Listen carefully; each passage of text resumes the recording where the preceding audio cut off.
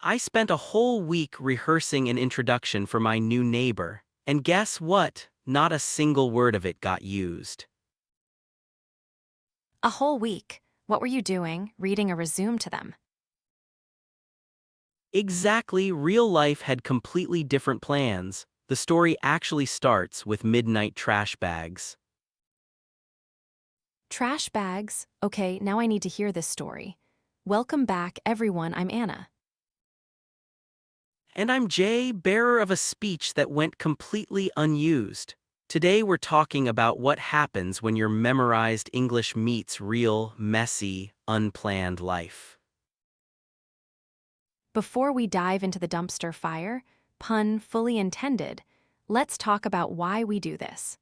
Why do English learners feel this obsessive need to script every single interaction? Because textbooks teach us that life is a clean, predictable multiple choice question. You walk up to someone, you deliver a polite formula, they respond with an equally polite formula, and everyone bows. Right, but real life doesn't have a transcript. Native speakers don't walk around talking like audio tracks from an intermediate listening test. Yet, we spend hours memorizing lines we will literally never say in public. Case in point, my 7-day preparation marathon, I bought a new notebook, I wrote down bullet points, I practiced posture in front of the mirror. Did you practice facial expressions too? Be honest. I practiced the friendly professional tilt head angle, it looked ridiculous. We need photographic proof of that later. But first, walk us through the exact monster of a speech you prepared. First, tell us, what was the original rehearsed introduction? I had it completely memorized. Hi, I'm Jay, I recently moved in, I work in design, I'd love to get to know the neighborhood. Completely smooth, robotic, and formal. Listening to that sentence right now physically hurts. It sounds like a LinkedIn profile walking down the hallway. At the time, I thought it sounded like a British aristocrat. I thought people would be charmed by my structural formatting. Spoiler alert, they were not. So, shatter our illusions. What was the actual reality of the encounter? The reality was I went down at 11 p.m. in old sweatpants to take out the trash and ran straight into Tom. Paint the picture for everyone. 11 at night, sweatpants, smelling faintly of garbage disposal units. Absolute rock bottom of personal presentation. And out of the shadows steps Tom, the guy living 3 doors down who I'd been avoiding for a week because my hair wasn't cooperative. Hey, what are you still doing up? Just a trash duty. Same, honestly, I'm Tom, 3 doors down. Jay, nice to meet you. Man, to be honest, I had this whole intro planned out and none of it fits right now. Haha, save it for the elevator then. This works fine too. Look at how Tom handled that. He didn't blink twice at the sweatpants. He didn't care about your design career. He just wanted a human validation grunt. Exactly, and right there, my meticulously structured script turned into expensive digital confetti in my head. Let's pause right here and look at the actual language that saved you. When you're caught off guard in a casual setting, you don't need a compound, complex sentence. You need hyper-short survival phrases. Phrase number 1, didn't know anyone was still out here. It's low stakes, it acknowledges the weird timing without making it awkward, and it invites an easy reply. Phrase number 2, same honestly. 2 words, pure gold. It instantly builds a bridge of shared misery, in this case, late-night chores. Now, most people would learn their lesson after the trash bag incident. But you didn't, did you? Oh, I doubled down. I thought, okay, the midnight environment was the problem. Daylight will fix it. Big mistake. So did you try to sneak that formal speech in later? Yes, the next day when he asked, "What do you do for fun around here?" My brain short-circuited and I blurted out the rehearsed intro. Okay, I literally just asked what you do for fun. I panicked and gave you my whole professional introduction instead. Haha, fair enough, try again. What do you actually do on a random Saturday? Honestly, probably coffee and way too much walking.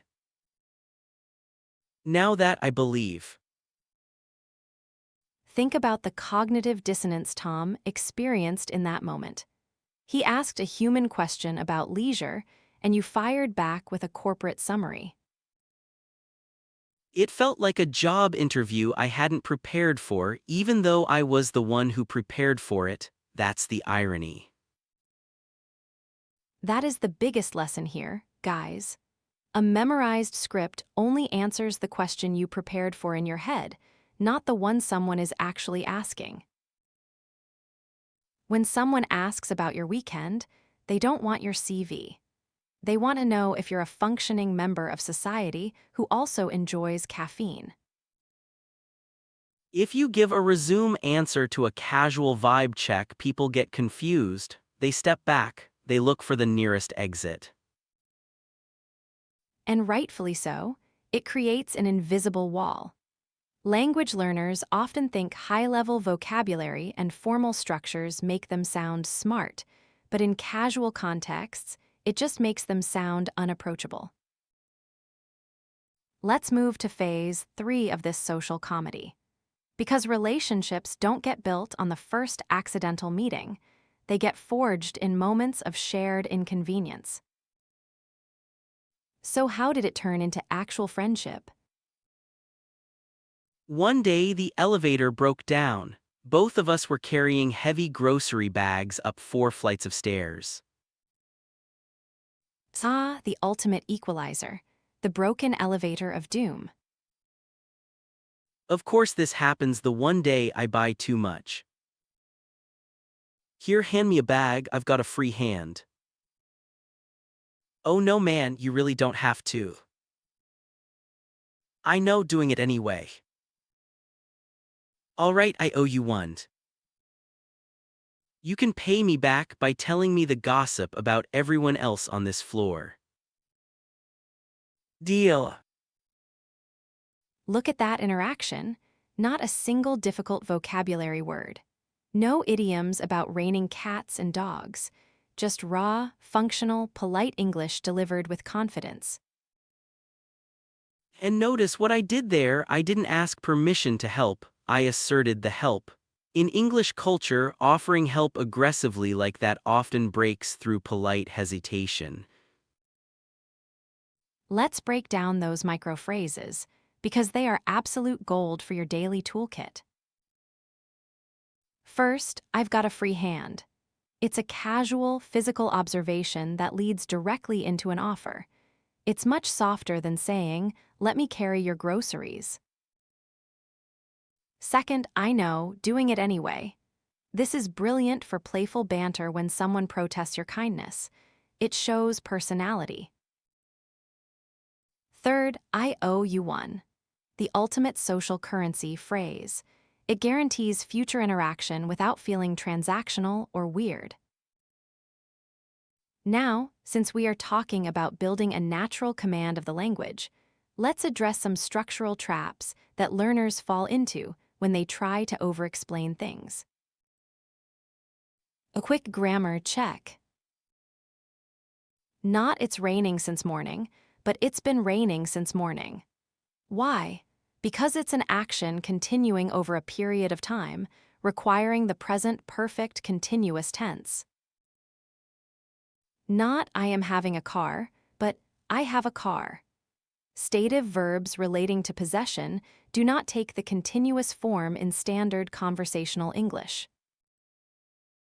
Not "I didn't saw him," but "I didn't see him." The auxiliary verb Did already carries the past tense burden, so the main verb must stay in its base form. Classic traps. I've fallen into every single one of those while trying to sound more articulate than I needed to be. So let's bring it all together. Was that whole week of rehearsing a complete waste? Look back at your notebook with fresh eyes.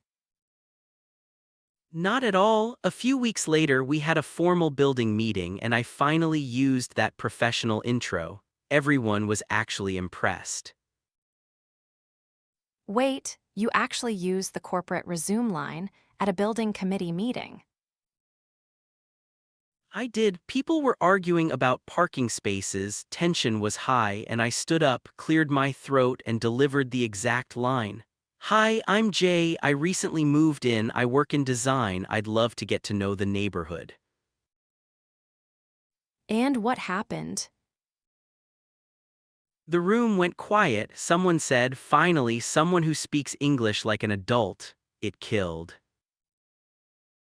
That is the ultimate plot twist. Moral of the story: prepared English isn't bad, you just need to know where to use it. Keep it formal in meetings, and keep it normal with your neighbors. Context is king. If you use boardroom language in a hallway, you're weird. If you use hallway language in a boardroom, you look unprepared. So stop memorizing full paragraphs of small talk. Small talk is organic. It grows out of the environment, the weather, the trash bags, or the broken elevator. Let us know in the comments, have you ever overprepared for something simple and completely bombed it? We want to read your awkward stories. See you in the next episode.